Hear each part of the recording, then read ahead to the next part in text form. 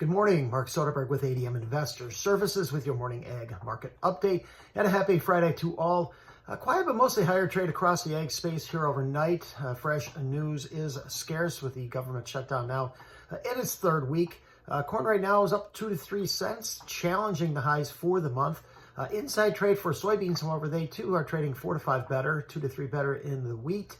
While in the products, meal has jumped up to a 2-week high, up $3 a ton, while bean oil has set back about 25 points.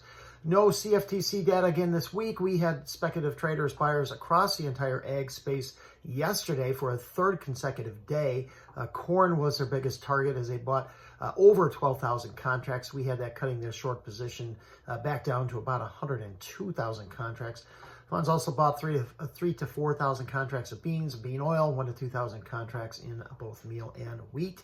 No export sales again this week. One report we are getting, however, is the ethanol production data from the EIA. Yesterday's report showed production from last week at 316 million gallons. That was just above the 315 million gallons the previous week. Corn usage at 107 million bushels, or 15.3 million bushels a day, just below the pace needed to reach the USDA corn usage forecast of 5.6 billion bushels. Weather-wise, some pockets of heavy rain the past 24 hours across central Nebraska and in the northern plains. Weekend rains are expected to be heaviest across the central and eastern corn belt.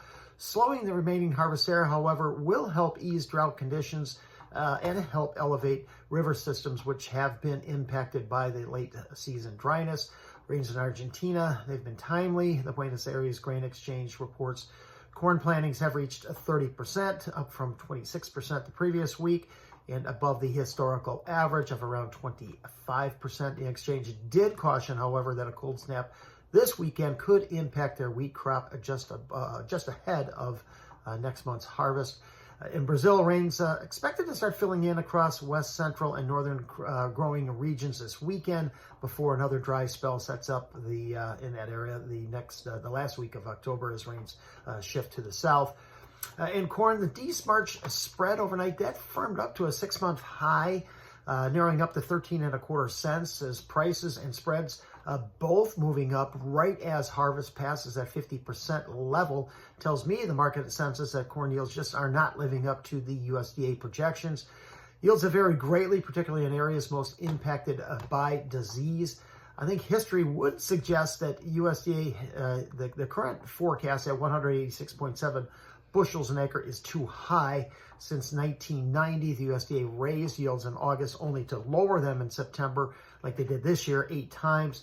In 5 years, the final yields were below that September forecast by an average of over 5 bushels an acre. And in the 3 years where the final yields were above that was by less than 1 acre. At this point, no telling when the next USDA report will be. Resistance in those beans above yesterday's high of 10.20 comes in at the 100-day moving average at 10.26, and the resistance of the monthly high at 10.30. Prices holding up despite the lack of demand from China. Obviously, a lot's going to hinge on the potential Trump-Yi meeting in about 2 weeks. Bean oil's backed up despite the EPA report late yesterday that D4 biodiesel blending credits generated in September at 660 million. We're up 21% from the previous week and the previous month, and the highest since December of last year, suggested a big rebound in renewable diesel production in the month of September. Resistance for meal comes in at this month's high at 282. Wheat prices just kind of tagging along here. New high for the week in both Kansas City and Chicago, with just a little bit of a bounce here in Minneapolis. Thanks for listening, everyone. Hope you have a wonderful day and a wonderful weekend.